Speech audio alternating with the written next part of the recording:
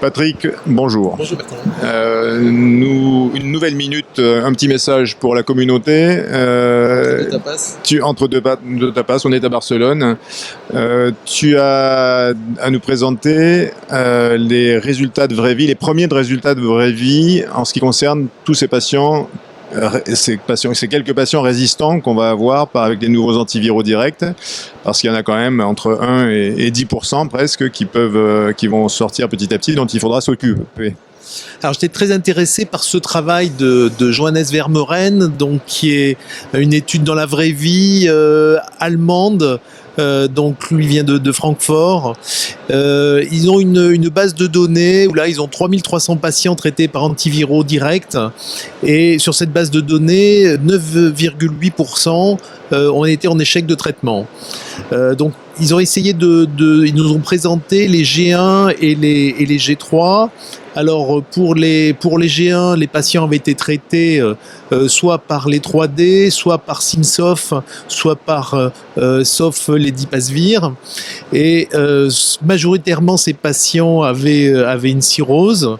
Ils avaient été auparavant aussi en échec de traitement par traitement interféron, donc c'est des patients souvent multi-traités. Et ils ont étudié les mutations de résistance chez ces patients. Plus de 90% de ces patients ont des mutations de résistance à 1, à 2 ou à 3 classes thérapeutiques, donc des patients vraiment difficiles.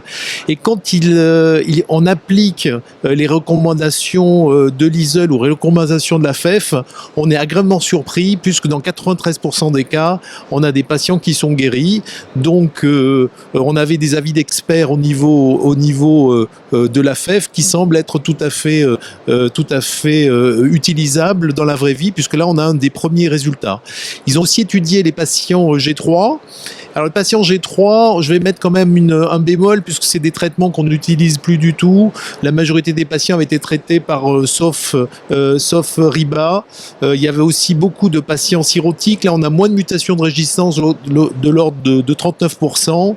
En utilisant un schéma thérapeutique de 24 semaines avec la ribavirine et Sofdacla, on a 100% de patients guéris.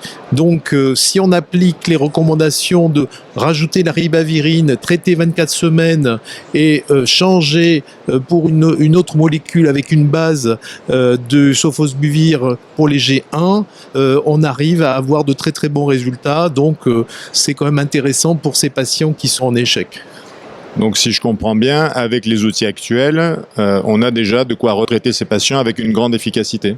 Voilà, naturellement, une autre recommandation, si vous avez un patient qui a peu de fibrose, vous pouvez attendre des nouvelles molécules qui vont être encore plus efficaces, mais à l'heure actuelle, on peut déjà guérir une grande partie de nos patients avec les molécules dont on dispose. Et donc rappelez-vous de rechercher ces résistances avant de retraiter, ce qui n'empêche pas de retraiter même si on n'a pas le résultat, mais au moins pour archiver à l'Observatoire national des résistances toutes ces situations qu'il faut colliger. Merci Patrick, à demain.